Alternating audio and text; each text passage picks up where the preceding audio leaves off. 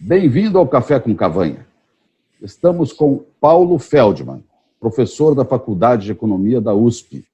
Foi presidente da Eletropaulo, líder para o setor elétrico na Ernst Young, líder para o tema carro elétrico na Fundação Instituto de Administração. Milas Evangelista de Souza, consultor da FGV Energia, geólogo, mestre em análise da dinâmica ambiental, foi diretor da Petrobras Biocombustíveis. Felipe Gonçalves, superintendente de pesquisa do Centro de Estudos em Energia da FGV, mestre em energia de produção e doutorando em sistemas computacionais pela COP e UFRJ. Boa tarde, Paulo, Milas, Felipe. Boa tarde, Cavanha. Boa tarde, Cavanha. Boa tarde, Cavanha. Prazer estar aqui com você. Obrigado, boa tarde. Prazer também. Felipe, começando com você, então, por favor, que trabalha na FGV Energia, né? Como são a matriz energética fonte e a matriz energética aplicações Brasil, comparando com o mundo? Primeiro, Cavanha, agradecer o seu convite pela participação.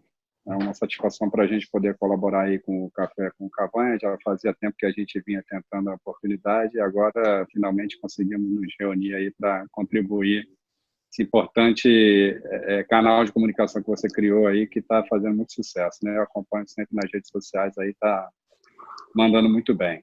Da sua pergunta, uma comparação da matriz energética Brasil com o mundo, né? Eu acho legal primeiro a gente esclarecer a diferença entre matriz energética, que é aquela que define o nosso consumo primário de energia, ou seja, de todas as fontes que são possíveis gerar energia, como é que o Brasil se utiliza dessas fontes, da matriz elétrica. O Brasil tem uma matriz elétrica essencialmente renovável, nós somos reconhecidos pela matriz elétrica predominância hídrica que nós temos. Apesar disso, a nossa matriz energética ela é uma matriz que se utiliza muito da fonte de combustíveis fósseis para o transporte. Então, a gente tem uma matriz aí com 36% consumo de petróleo, principalmente por conta do nosso predomínio no setor de transporte e utilização de combustíveis fósseis. Comparativamente ao mundo, a nossa matriz ela é uma matriz peculiar. A gente tem um consumo baixo de carvão, o mundo normalmente se utiliza muito dessa fonte. A gente tem países como a China aí que tem um consumo gigantesco de carvão. A própria Alemanha, né, que tem aí agora nos últimos anos se apresentado como um país que busca a predominância das fontes renováveis, ela tem cerca de 14% de consumo de carvão na sua matriz. Então, o Brasil ele tem essa vantagem de ter uma matriz elétrica predominantemente renovável, uma predominância hídrica muito grande, agora com a inserção de novas fontes. A nossa matriz ainda depende muito dos combustíveis fósseis, porque o nosso setor de transporte ele é de predominância com base nos combustíveis fósseis, como diesel para transporte de carga e a gasolina para transporte, deslocamento urbano. Mas a gente tem algumas peculiaridades, coisas que o pessoal não conhece da nossa matriz energética. O Brasil ele tem ainda 8% de consumo de lenha e carvão vegetal, ou seja, para cocção ou para utilização de preparação de alimentos, como a gente fala, cocção, a gente ainda tem 8% de consumo de lenha, uma informação aí que é curiosa, né? Dentro dessas discussões que a gente tem tido aí ultimamente sobre a redução do custo do gás, muitas vezes a gente tem observado aí até alguns representantes do Ministério da Economia confundindo o que é GNL com GLP, e dizendo que o gás vai reduzir o seu preço a 40%, que isso vai facilitar no consumo das famílias. Vale a pena a gente separar esses elementos aí do que é o gás de cozinha, ou seja, o GLP, que é aquele que é resultante do processo de refino do petróleo, do GNL, que é aquele combustível onde a gente vai poder aplicar em termoelétricas, em grandes consumos industriais, e não confundir isso. Dentro dessa natureza, a curiosidade aí é que o Brasil ainda possui cerca de 14 milhões de domicílios utilizando a lenha para cocção, ou seja, para a produção de seus alimentos. E, apesar disso, a gente tem uma matriz diversificada e quando a gente observa a nossa matriz elétrica, aí sim a gente pode ser considerado aí um país abençoado, né? A gente tem cerca de 80% da nossa matriz elétrica com base em fontes renováveis, a predominância hídrica, mais de 60% da capacidade instalada de geração de energia elétrica é hídrica. A gente tem crescido muito com a nossa produção solar e eólica. A gente tem uma estimativa de rapidamente alcançar 10% da nossa matriz de geração eólica, e a gente tem crescido aí cada vez mais com a solar. Hoje ainda é uma fonte incipiente, em torno aí de 2%, 1,5%, 2% da nossa capacidade instalada. Mas, mantendo essas considerações iniciais aí a respeito da matriz, somos, sim, um país abençoado com relação à nossa capacidade de geração, e a nossa vertente de fontes renováveis, ela é, de fato, uma grande oportunidade para o Brasil. Tá ótimo, Felipe, obrigado. Milas, aproveitando essa puxada que o Felipe falou das renováveis, qual é a projeção das renováveis ou alternativas, não sei como é que você chama isso, mundialmente falando e especificamente no Brasil? E, obviamente, também olhando o CO2. Você podia fazer uma análise para a gente?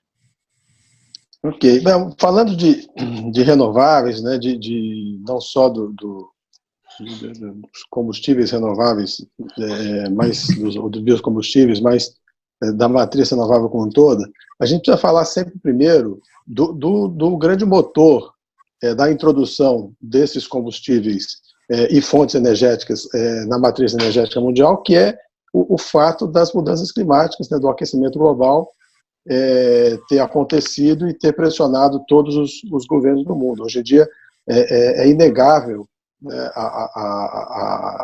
cientificamente, né, a concordância mundial com os efeitos das mudanças climáticas a partir do aquecimento global é uma coisa inconteste. Então, a gente tem aí no Acordo de Paris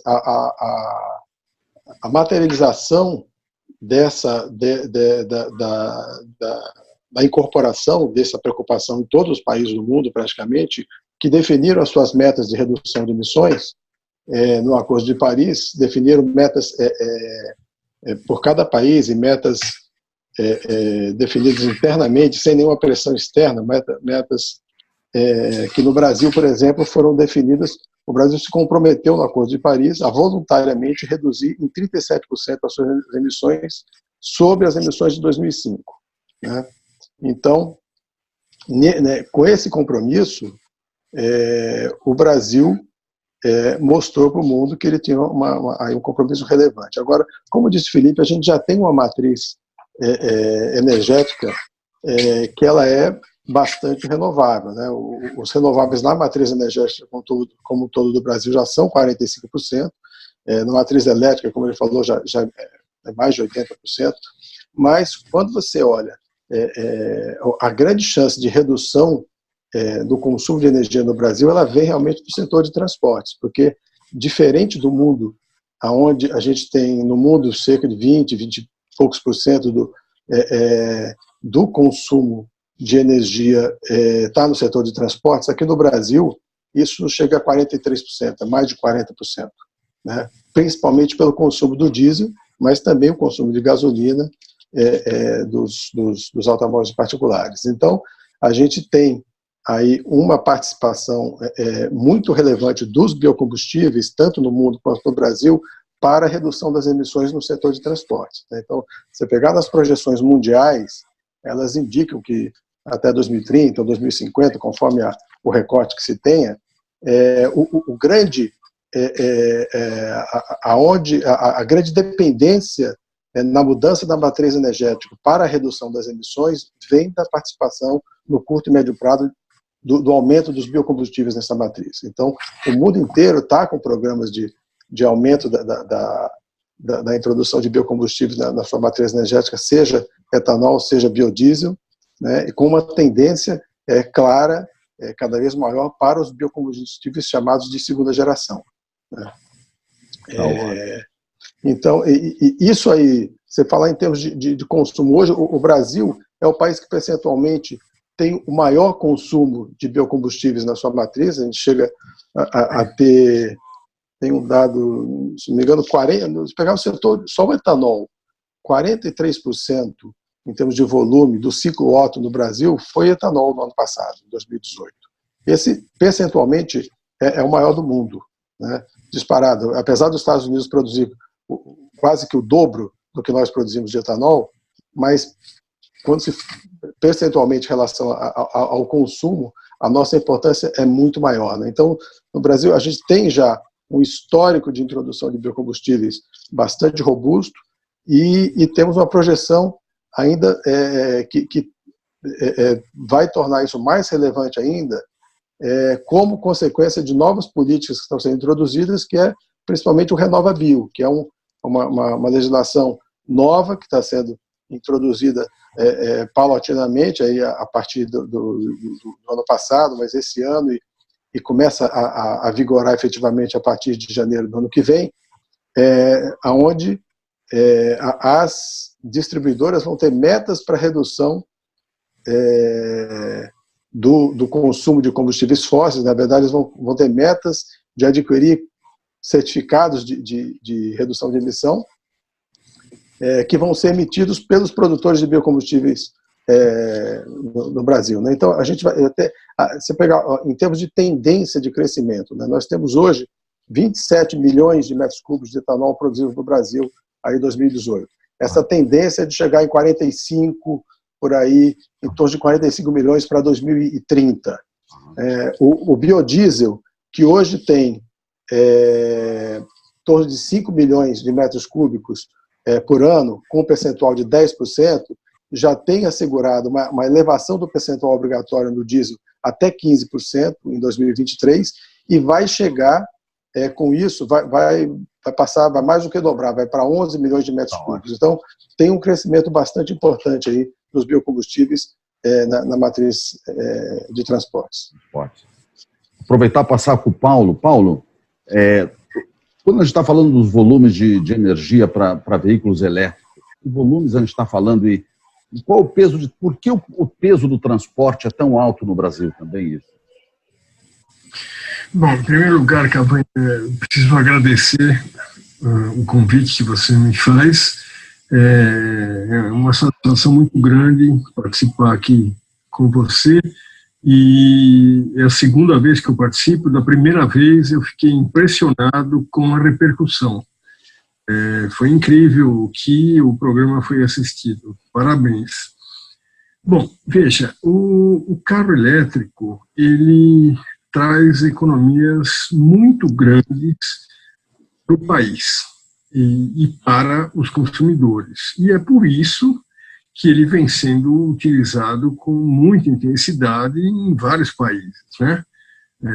Há países como a Noruega, onde praticamente 40% dos veículos vendidos hoje são carros elétricos. O carro elétrico, ele, do ponto de vista econômico, ele é altamente vantajoso. Quando nós fizemos um estudo aqui dentro da USP, há uns 4 anos atrás, mais ou menos, nós colocamos aqui alguns postos de abastecimento, eletropostos, né?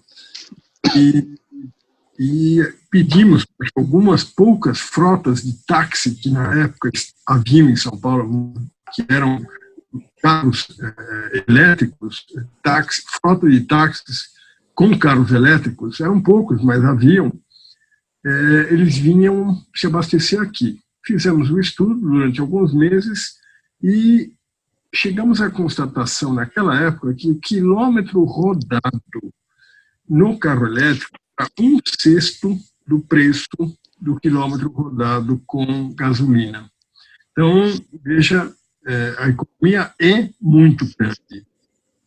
Na época, nós fizemos um estudo para ver qual seria o consumo brasileiro de eletricidade, se, numa hipótese absurda, todos os carros elétricos, todos os carros brasileiros, toda a frota brasileira, na época que era de mais ou menos se eu não me engano, 30, 35 milhões de veículos, se toda era num passe de mágica, se transformasse em carros elétricos. Se isso acontecesse, nós iríamos precisar de mais uma Itaipu. Uma Itaipu resolveria tudo isso. Então, não é nada impossível. E, como se dizia, né, os inimigos do carro elétrico diziam que, puxa, não podemos ser carro elétrico no Brasil porque não vamos conseguir gerar a eletricidade necessária. Isso não é verdade e o nosso estudo serviu para que não se falasse mais isso, porque acredito que de lá para cá nunca mais se levantou essa hipótese de que não haveria energia elétrica no Brasil. Mas o que é lamentável é que passam-se os anos e o país continua sem carros elétricos, né? Veja, somos um dos únicos países do mundo, inclusive na América do Sul, que praticamente não tem carro elétrico. A nossa frota é ridiculamente baixa, desprezível o número de carros elétricos, e isso é muito ruim para o país. Por quê? Porque, nem falando da questão econômica, quer dizer, haveria uma grande economia para todo mundo com o uso de carros elétricos. Mas falando do ponto de vista da saúde, outro dia eu vi uma estatística numa revista importante de alta circulação, uma das maiores do Brasil, dizendo que o Brasil é um dos países que tem a maior incidência de bronquite e asma. Praticamente 1/3 da população brasileira tem problemas respiratórios. Poxa, então nós somos um lugar apropriado mesmo para ter carros elétricos, que não poluem, porque boa parte desse problema respiratório dos brasileiros vem justamente da emissão de CO2 e dos gases derivados do uso da gasolina, né? Então, fora outras razões importantíssimas, como, por exemplo, veja, a China é hoje o maior usuário de carros elétricos do mundo. Ela já tem uma frota de mais de 2 milhões de carros circulando puramente elétricos, quase 2,5 milhões. Bom, a China gera energia elétrica basicamente ainda usando carvão. Ela é um grande usuário de carvão na geração de energia. Então, ela, por um lado, elimina a poluição, de um lado, mas gera, por outro, quando gera a energia. Nós não temos esse fato. Como foi dito pelo Felipe, nós somos um país abençoado mesmo, porque a nossa eletricidade é gerada por vias renováveis, por água, basicamente. Então, nós temos uma razão maior ainda que os chineses ou que vários outros países para usar o carro elétrico. E, no entanto, não utilizamos, né? Eu acho que precisaríamos ter uma discussão maior no Brasil. Na minha opinião, falta essa discussão de por que o Brasil não tem carros elétricos, né? E aí, infelizmente, se essa discussão acontecer, eu acho que vai se... E talvez por isso que ela não aconteça, porque vai entrar em temas delicados, como sempre, né? O Brasil, lamentavelmente, é um país onde prevalecem os interesses corporativos de grupos. Raramente se discutem e se aprovam questões que interessam ao país todo. Nós temos um corporativismo latente em nosso país. E, evidentemente, o carro elétrico ele não interessa a determinados grupos, como, por exemplo, os fabricantes, os produtores de açúcar e álcool, que seriam prejudicados. O etanol, o pessoal acha, o pessoal da área de açúcar e álcool, que há uma oportunidade no Brasil muito grande para o etanol, e realmente há. Eles gostariam que a nossa frota fosse toda movida a álcool, a etanol, e não perdem essa esperança, e o que era algo absolutamente válido, esse desejo deles, até, digamos, 10, 15 anos atrás. Aí sim, se justificava antes da evolução e aperfeiçoamento do carro elétrico, né? Hoje, as baterias do carro elétrico já são muito mais eficientes, são mais baratas, fazem com que o carro possa rodar tranquilamente 300 quilômetros e, portanto, houve uma mudança tecnológica importante que, lamentavelmente, prejudicou o etanol. Mas é a realidade da vida. O mundo inteiro está partindo para o carro elétrico por causa disso. Nós não podemos ficar para trás por causa do grupo de produtores de açúcar e álcool. Então, eu acho que essa questão tinha que vir à tona, mas infelizmente ela não tem vindo. E enquanto isso a gente vai ficando à deriva, né? E atrasado em relação a todos os outros países. O carro elétrico exige uma série de providências por parte do governo, né? Não é simplesmente esse que é o problema. O carro elétrico ele precisa de infraestrutura. Então, o governo tem que definir uma política, pelo menos, de desenvolvimento da infraestrutura. Não estou dizendo para que o governo ele implemente ou ele crie a infraestrutura, mas ele tem que definir uma política para que o setor privado construa a infraestrutura de abastecimento para o carro elétrico. Isso é fundamental porque, apesar que o carro elétrico agora ele pode já ser abastecido na residência das pessoas, o problema é que as pessoas têm que viajar, o problema é que as pessoas às vezes têm que percorrer distâncias maiores e têm que abastecer o carro elétrico de tempos em tempos, então tem que ter uma rede de abastecimento. Essa é a primeira questão. A segunda questão, que é uma questão muito importante, é a questão do preço do carro, porque a bateria ainda é cara. Ela tem diminuído muito o preço nesses últimos anos, e a projeção é que ela vai diminuir muito mais ainda nos próximos anos, principalmente à medida que se comece a utilizar mais o cobalto e menos o lítio, né, porque hoje elas são fabricadas à base de lítio, mas a ideia é que elas passem a ser feitas com cobalto, vão diminuir o preço, mas ainda não diminuíram. Então, o que os outros países fazem onde o carro elétrico se expandiu muito? Os países isentam o carro elétrico de impostos. No caso da China, por exemplo, o governo chinês criou mecanismos para que o carro elétrico tivesse praticamente o mesmo preço do carro a gasolina. Isentou os consumidores, mas isentou também o fabricante de carros elétricos, né? Aliás, o governo chinês foi muito inteligente nesse aspecto, porque ele criou as condições para a China ser o maior fabricante de carros elétricos do mundo hoje, na medida em que, há uns 12 anos atrás, mais ou menos, em 2006, 2007, o governo chinês percebeu que o carro elétrico tinha futuro e estimulou um empresário chinês para que ele criasse uma fábrica de carros elétricos e deu a ele uma série de incentivos fiscais.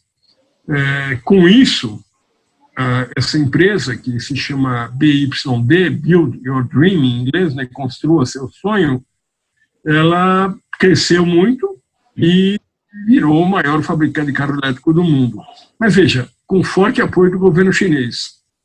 Nos outros países, onde o carro elétrico tem deslanchado bastante, Alemanha, Israel, França, os países escandinavos, os governos têm dado isenções de impostos muito importantes para os consumidores, de tal forma que o carro elétrico acaba saindo a um preço razoável e muitas vezes menor do que o preço do carro a gasolina. Então, precisamos ter uma política pública no Brasil que favoreça o carro elétrico. É por isso que nós não temos carro elétrico, não temos a política pública. E por que não temos a política pública, já que ele é tão vantajoso? Por conta de pressões de grupos que se veem prejudicados com a chegada do carro elétrico. Então, esse ponto, Paulo, eu queria pegar e voltar a todos os colegas, quer dizer, de um lado temos as energias-fonte, né? E do outro lado essas aplicações e as várias formas de aplicação. Existe uma competição forte entre essas energias-fonte, entre elas, para ser... Ou seja, o que eu quero dizer? O etanol, por exemplo, com a parte hídrica, e do outro lado o carro elétrico com as alternativas do carro a etanol. Quer dizer, como é que é essa equação? E aí colocando o petróleo também como variável nessa questão fonte. Sim, veja, o etanol, ele era uma fonte importante energética que o Brasil contava, e ainda conta, na medida em que ele não é tão poluente quanto a gasolina. Era uma alternativa muito interessante e foi, durante muitos anos, uma vantagem importante que o Brasil tinha, a sua frota etanol, uma das maiores do mundo, né? Nós tínhamos a esperança, inclusive, de que o Brasil viesse a exportar tecnologia na área de fabricação de motores que usassem o etanol. O etanol, pelo fato do Brasil ser um grande produtor de cana-de-açúcar, é algo que tem que ser levado em conta, sem dúvida nenhuma. Mas acontece que tecnologias surgem e mudam completamente a dinâmica, o ambiente, o equilíbrio das coisas, né? Então, apareceu uma forma nova de se fabricar carros elétricos, a bateria teve uma redução muito grande no custo de desenvolvimento dela e passou a ser mais vantajoso que as pessoas usassem carro elétrico. Então, eu acho que essa é a questão central. E o Brasil é um produtor importante de energia elétrica e com fontes renováveis. Vilas. Então, tudo para ser um usuário de carro elétrico. Certíssimo. Vilas e Felipe, como é que você vê? Bom, eu me permita ter uma visão um pouco diferente do professor Paulo. Uma vez que eu acho que a gente precisa, quando está falando dessa questão da eletrificação da frota, né, a gente teve 2 seminários até esse ano aqui no Rio de Janeiro, um promovido pela ANP e outro pelo BNDES, para discutir exatamente essa transição, né, o futuro da frota de veículos no Brasil, né? E aí, assim, a grande questão que tem com o carro elétrico, né, se comparar com a situação, voltando a falar, a gente tem que ligar a questão da mobilidade urbana, ou da mobilidade em si das pessoas, também a questão das mudanças climáticas, da necessidade de redução de emissões, que foi o grande motor da introdução dessas energias alternativas. Então, quando a gente analisa o ciclo de vida de um carro elétrico, né, considerando toda a produção da bateria, a extração do lítio, seja no futuro de cobalto, seja de qual metal que for para fazer a bateria, toda essa extração, a disposição da bateria e a energia elétrica que o carro está consumindo, que se você pegar na Europa, ela é massivamente fóssil, pegar 80% fóssil, então você vai ter, por exemplo, o carro elétrico rodando na Europa hoje, ele emite muito mais CO2 por quilômetro rodado do que um carro etanol aqui no Brasil. Um veículo com motor a combustão normal. Qualquer veículo flex aqui no Brasil emite menos CO2 por quilômetro rodado do que um carro elétrico na Europa. Mesmo se esse carro elétrico estivesse rodando no Brasil, ainda assim essas emissões seriam menores no caso do etanol. Então, existe aí um contraponto, essa questão, sem dúvida, o carro elétrico ele é bom para a redução das emissões locais, mas quando se fala em redução de emissões para questões de efeito de aquecimento global, ele não tem toda essa pegada tão boa hoje. Então, o que se coloca muito no Brasil é que o fato de termos uma infraestrutura estabelecida com mais de 40 mil postos de combustível espalhados no Brasil, todos eles vendendo etanol, né, e uma cadeia de distribuição bastante que permeia todas as regiões e áreas do país, então nós temos uma facilidade para usar o etanol. Então, se você avançando para reduzir mais as emissões em relação aos combustíveis, você pode ter, a gente vai ter ao longo desse ano o lançamento dos carros híbridos com o motor flex. Você vai poder usar o carro híbrido com o motor flex, que você vai poder usar etanol. Então vai reduzir mais ainda as emissões do que um carro híbrido com o motor a gasolina.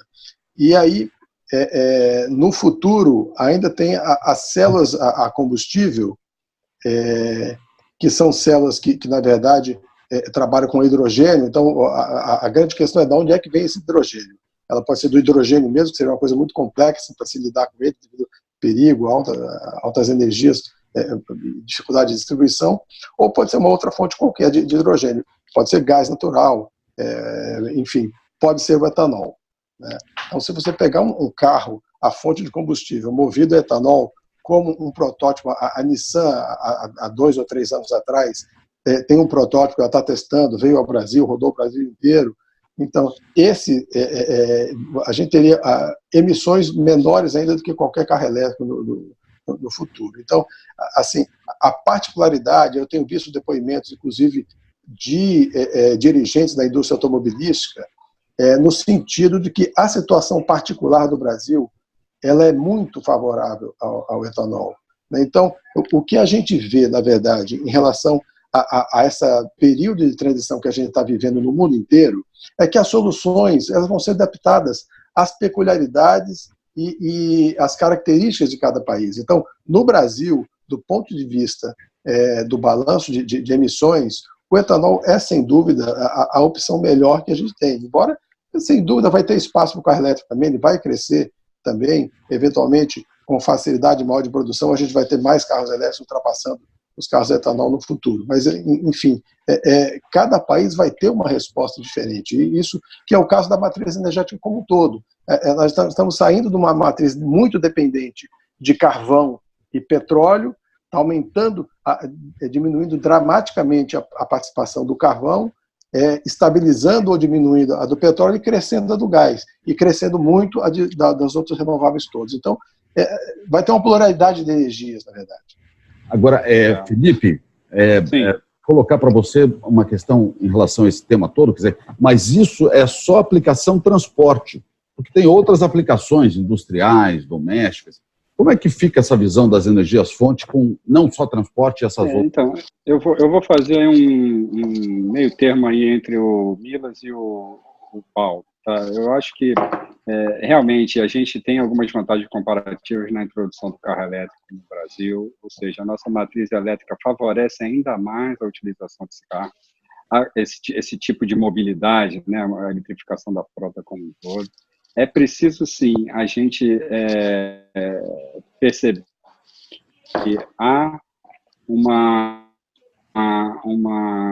vamos dizer assim, uma taxa de emissões muito grande do transporte rodoviário para cargas, ou seja, quando a gente pensa em carros elétricos, a gente pensa muito na mobilidade urbana, no veículo da propriedade privada, mas eu acho que existe ainda uma grande discussão a ser feito a respeito da mobilidade coletiva, da oportunidade para a eletrificação da frota de transporte de carga, ou seja, há que se fazer uma avaliação da eletrificação da frota como um todo. Então, a gente está falando a respeito concordando aí com o professor a respeito do consumo elétrico dessa frota eletrificada, tem que concordar que o impacto para o nosso consumo elétrico é baixo, fazendo uma comparação aí entre um carro elétrico e um chuveiro elétrico, o consumo mensal de um carro elétrico vai ser cerca de 1/4 do consumo de um chuveiro elétrico com 2 banhos diários de 15 minutos. Um chuveiro elétrico consome, em média, no Brasil, 80 kWh mês, e um carro elétrico consumiria, em média, no Brasil, 20 kWh mês, ou seja, realmente o impacto é muito baixo para a nossa capacidade de geração de energia elétrica, que já é uma capacidade de geração com base em fontes renováveis, ou seja, nós temos aí todos os elementos necessários para a introdução desse veículo. Agora, também há de se concordar com o Milas quando ele fala do nosso potencial ainda, vamos dizer assim, que tem muito a ser aproveitado com relação aos combustíveis, biocombustíveis, combustíveis renováveis.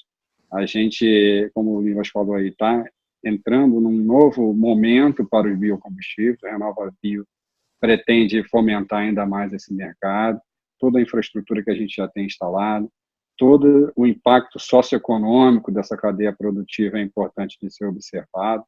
Ou seja, apesar da gente entender que o futuro da eletrificação da frota ele vai acontecer no Brasil, a gente não pode botar o carro na frente dos bois, vamos dizer assim. A gente tem que fazer a avaliação de quais são os elementos necessários para a gente pesquisar e investigar, entender a eletrificação da frota como um todo, ou seja, avaliando a oportunidade que a gente tem de eletrificação da frota de transporte, da mobilidade coletiva e da mobilidade elétrica.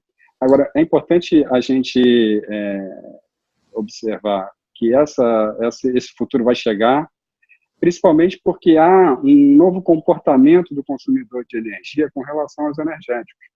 A gente hoje percebe um momento onde o consumidor, de uma forma geral, no mundo inteiro e no Brasil também, ele já se percebe como um elemento importante nessa redução de emissões, na eficiência do consumo energético. A gente percebe uma visão do consumidor importante com relação às fontes de energia que ele utiliza, a capacidade dele reduzir o seu consumo energético de uma forma geral, e isso vai influenciar em novas tecnologias e vai influenciar também ele na escolha do seu veículo no futuro. Perfeito. Ainda acho que o custo do carro elétrico, ele, como o professor falou aí, o custo, vamos dizer assim, o OPEX, né, o custo de operação do carro elétrico, ele é baixo comparado a um custo de um ciclo Otto, mas se a gente for observar o investimento inicial e todo a taxa de utilização do carro, ele ainda depende de algumas contas mais refinadas para a gente ver essa vantagem econômica para o consumidor, e eu acho que automaticamente, quando o consumidor perceber a vantagem econômica, o próprio mercado vai forçar essa migração do consumo de combustíveis fósseis para o consumo elétrico. Perfeito. Ia pedir, então, para a gente fazer uma última rodada com 2 conteúdos, se vocês permitirem. Uma síntese final de cada um e também se o Brasil, qual o trabalho de casa que o Brasil tem que fazer. Então, uma síntese final, por favor, e o trabalho de casa que o Brasil teria que fazer. Podemos começar com o Paulo? Ok. Veja, eu como brasileiro, eu gostaria muito que o etanol tivesse transformado numa solução mundial. Teria sido muito bom para o Brasil. Mas isso não aconteceu. E não aconteceu por uma razão simples, que é um erro crônico que nós brasileiros cometemos, e principalmente os nossos governos nesses anos todos. A gente não planeja o futuro no Brasil. É uma doença brasileira, a falta de planejamento, principalmente por parte dos nossos governantes, planejamento futuro. Por quê? Porque o que acontece é que o etanol virou praticamente uma solução brasileira. Os Estados Unidos também têm uma frota pequena, no caso, o etanol deles é produzido à base de milho, mas, fora isso, praticamente você não tem carros elétricos no mundo, carros movidos a etanol no mundo.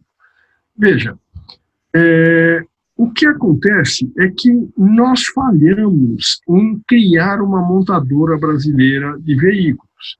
Isso é uma coisa importante, porque o Brasil é um dos maiores produtores de automóveis do mundo, né? Mesmo agora que a situação do Brasil está ruim, a gente ainda é o 7º maior produtor de automóveis do mundo. Se você ver todos os outros países que têm produções importantes de carro, Alemanha, Japão, Estados Unidos, China, até a Índia, têm os seus próprios fabricantes locais. No nosso caso, nós não temos fabricantes locais, não existe uma montadora brasileira. Todas as montadoras que estão aqui são montadoras de outros países, que têm sedes em outros países, e nesses outros países, os motores desses carros são movidos a gasolina ou movidos a eletricidade. Então, o que eu quero dizer é o seguinte, que Não adianta mais a gente já perdeu a corrida, na minha opinião. Não adianta agora a gente querer ainda usufruir do etanol, daí que todas as montadoras importantes do mundo estão caminhando para o carro elétrico, já estão se preparando para o carro elétrico, né? Você tem aí montadoras que são específicas de carro elétrico, como a BYD, a chinesa, ou a Tesla, mas você tem todas as outras se preparando para o carro elétrico também, a GM, a Nissan, etc. Ninguém está dando atenção para o etanol. Etanol é uma solução nossa, muito boa, mas é nossa. E hoje não tem possibilidade de vingar uma solução regional. Você precisa hoje de soluções mundiais, é o que todas as montadoras querem. Então, eu acho uma pena que isso tenha acontecido, é mais uma batalha que o Brasil perdeu. Poderíamos ser uma grande potência às custas de etanol se tivéssemos sido mais inteligentes e criado uma montadora que fabricasse carros de etanol, uma montadora brasileira. Mas, da forma como não vejo muita alternativa.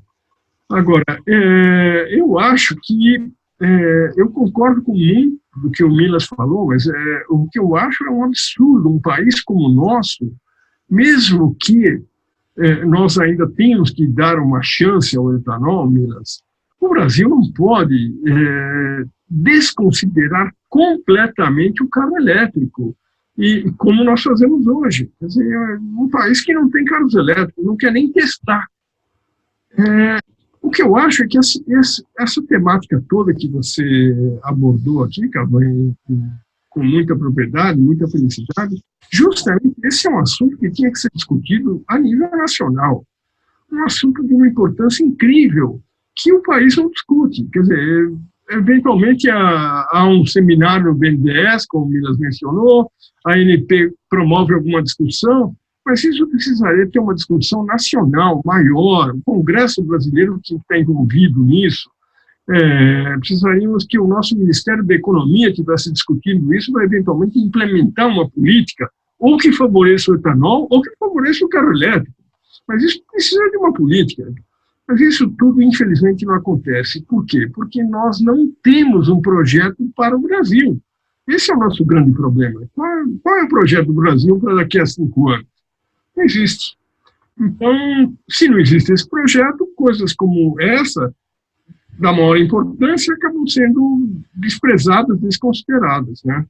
Então, infelizmente, eu acho que na questão do etanol a gente já perdeu essa corrida, infelizmente. Milas, quer pegar?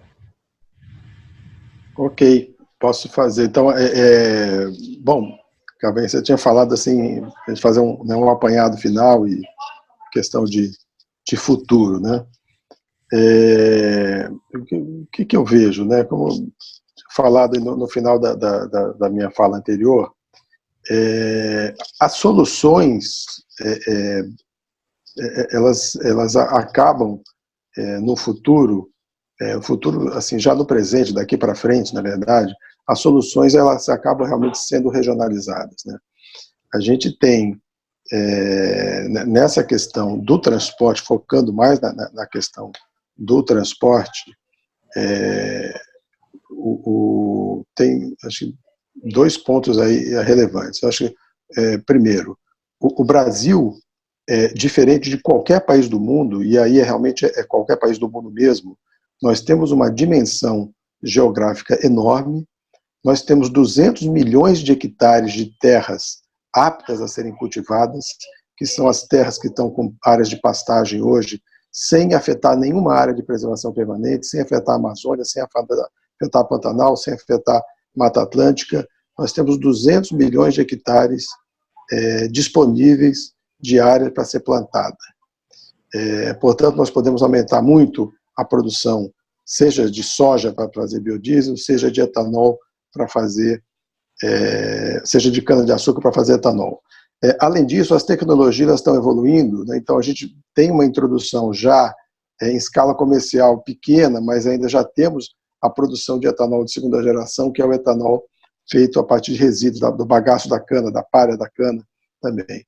Então, são particularidades que o Brasil precisa considerar, né? Nós temos que ter, na verdade, orgulho de ter toda essa tecnologia do etanol aqui no Brasil e ter esse potencial a ser desenvolvido, independente como foi falado, assim, o carro elétrico ele vai acabar entrando. Na verdade, já existem alguns incentivos para o carro elétrico, já tem redução de IPI para carro elétrico, carro híbrido para carro elétrico no Brasil, mas a gente tem visto, inclusive, dos executivos das montadoras que estão presentes no Brasil, que realmente o etanol é a melhor solução para o Brasil, né? E o Brasil se tornou, como o professor Paulo disse, se não me engano, é o 7º maior mercado produtor de veículos. Então, você ampliando, pegando o Brasil e ampliando isso ainda mais para a América Latina, por exemplo, talvez levando para a África, existe um mercado considerável na produção de veículos que a indústria automobilística considera isso relevante do ponto de vista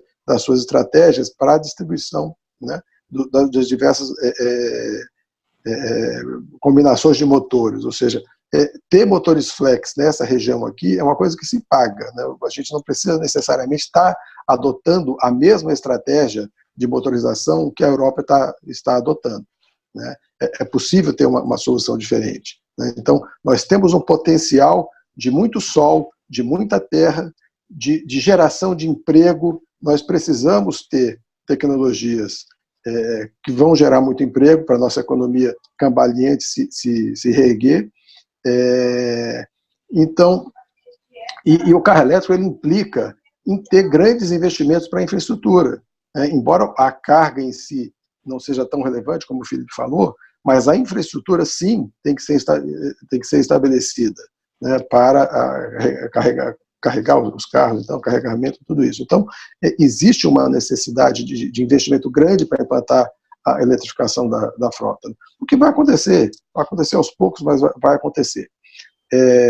Então, por outro lado, esse potencial todo de biocombustível que nós temos, ele também não pode ser deixado de ver. E como, assim, visão de longo prazo, a grande aposta que nós temos é o RenovaBio, né? Exatamente essa falta de visão que eu concordo com o professor Paulo. A gente teve, ao longo da história do etanol, solavancos aí importantes, teve falta de etanol quando a gente só tinha os carros movidos a etanol lá na década de 70, final da década de 70, começo de 80, houve falta de etanol, um problema grande de abastecimento.